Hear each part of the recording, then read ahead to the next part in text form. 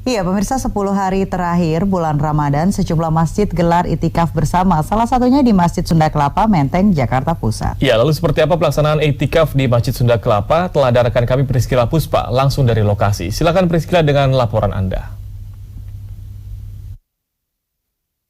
Tiara dan juga pemirsa, saat ini banyak masjid yang menggelar itikaf, baik itikaf rutin bulanan di luar bulan Ramadan maupun itikaf 10 malam terakhir pada bulan Ramadan. Salah satunya di Masjid Sunda Kelapa, Jakarta Pusat, di mana saat ini saya berada. Dan untuk mengetahui rangkaian itikaf di Masjid Sunda Kelapa ini, saat ini saya sudah bersama dengan Ustadz Pangeran Arsyad selaku Sekretaris Eksekutif Pengurus Masjid Sunda Kelapa. Assalamualaikum Pak Ustadz. Waalaikumsalam. Sehat ya Bang? Alhamdulillah sehat. Sudah berbuka Bang ya? Alhamdulillah. Nah Pak Ustadz, boleh dijelaskan ini mengenai itikaf sendiri supaya pemirsa paham benar seperti apa sih yang dimaksud dengan itikaf itu?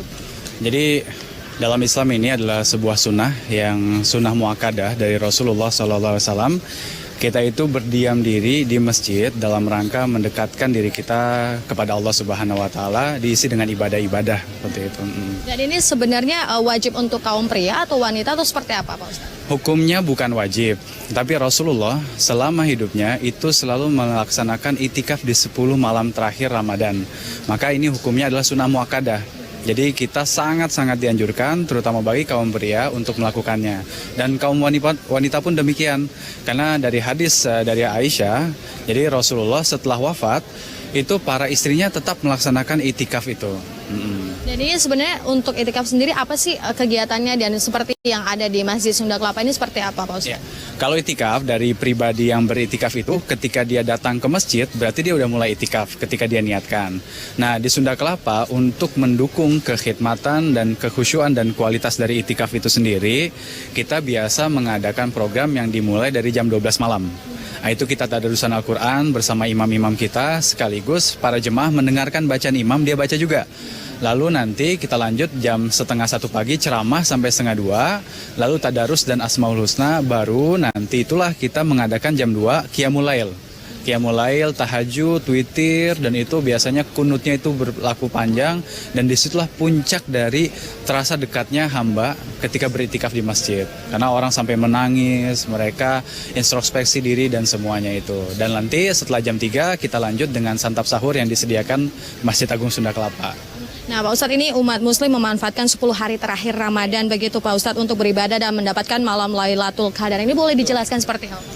Ya, jadi kan memang ini kan dicontohkan oleh Rasulullah semasa hidupnya 10 malam terakhir. Maka karena kan kita juga punya kesibukan di hari-hari yang lain, maka para jemaah itu memfokuskan diri, itu dia berhari-hari beritikaf di Masjid Sunda Kelapa, karena memang diyakini Lailatul Qadar itu turun di malam-malam ganjil di 10 malam terakhir. Maka di sini ketika malam 27 Ramadan itu diyakini paling puncaknya dan Lailatul Qadar turun di situ, Masjid Sunda Kelapa ini bisa menampung sampai 6.000 jemaah. Padahal ruang ibadah utama kita hanya sekitar 1.000. Jadi semua ruangan-ruangan yang lain itu dipakai sampai lapangan dan pelataran seperti itu. Berarti ganjil 27 berarti jatuh esok hari begitu ya Pak Ya, Ustadz? Jumat malam besok hari itu insya Allah malam ke-27. Betul. Boleh mengajak para pemirsa atau seperti apa untuk beritikaf?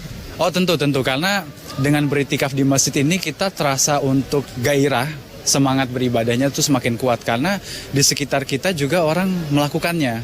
Jadi kita lebih termotivasi, apalagi juga besok penceramahnya ada namanya Habib Gyash Abdurrahman Assegaf dan juga Ustadz Dasat Latif. Nah dan juga karena di sini kan imamnya dari Timur Tengah, jadi kefasihan itu enak banget ketika Qiyamul Lail, makanya banyak orang yang sampai dia merasakan meresap ayat-ayat Al-Quran itu sampai dia menitikkan air mata, dia mengadu, menangis kepada Allah Subhanahu Wa Taala dalam pelaksanaan Qiyamul Lail dan doa seperti itu. Jadi kami mengundang warga Jakarta, sempatkan ini Ramadan sebentar lagi pergi. Jangan sampai kita mengisinya dengan hal-hal yang bersifat duniawi saja, tapi harus kita imbangi dengan hal ukhrawi. Siang kita puasa, malamnya kita qiyam. Nah itulah yang diperintahkan Rasulullah SAW kepada kita semua. Dan Pak Ustadz ini mungkin seperti yang dianjurkan ketika mau beritikaf seperti itu, apa sih yang perlu disiapkan atau sebenarnya ada syarat-syarat khusus nggak sih Pak Ustadz? Kalau syarat khusus sih enggak, cuman tentunya karena kita di sini bergerumul, berinteraksi dengan orang banyak, kita persiapkan itu kebersihan kita dan barang kita. Jangan terlalu banyak bawa barang, kalau bisa juga, kalau emang nggak butuh HP, bahkan tinggalkan. Karena pikiran kita terfokus. Kalau kita bawa HP, kita bawa alat elektronik, sebentar kita pengen lihat.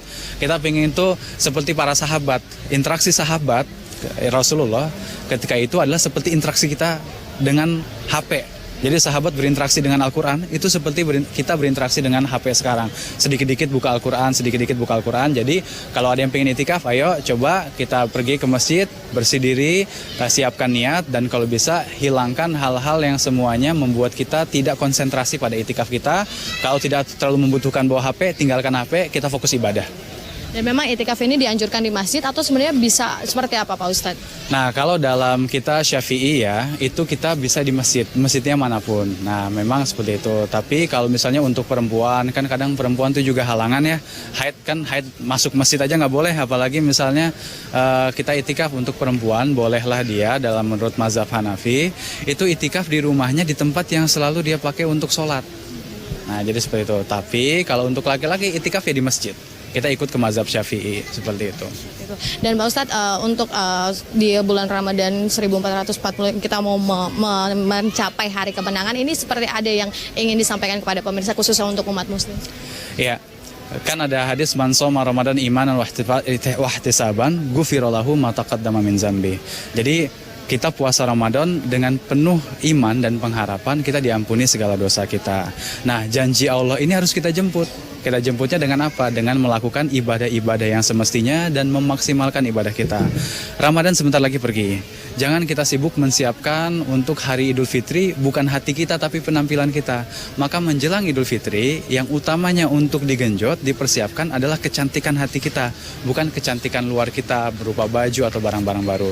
Maka perbanyak istighfar, perbanyak baca Quran, targetkan harus sudah khatam Al-Quran. Jangan sampai nggak khatam di bulan Ramadan ini. Insya Allah Ramadan pergi, bukan kita happy, kita bakal rindu biar datang lagi karena merasakan ibadah kita itu sangat khusyuk, sangat enak ketika bulan Ramadan. Terima kasih Pak Ustadz untuk waktunya dan juga untuk informasinya pemirsa. Sebentar lagi Ramadan akan berakhir, ini malam ke-26 begitu pemirsa. Bukan kecantikan luar yang harus dipersiapkan untuk mencapai hari kemenangan, tetapi kecantikan hati. Dengan demikian dapat kami sampaikan langsung dari Masjid Sunda Kelapa Jakarta Pusat. Kembali ke studio Reva dan juga Tiara. Ya, terima kasih rekan Priscila atas laporan Anda langsung dari Masjid Sunda Kelapa, Jakarta Pusat.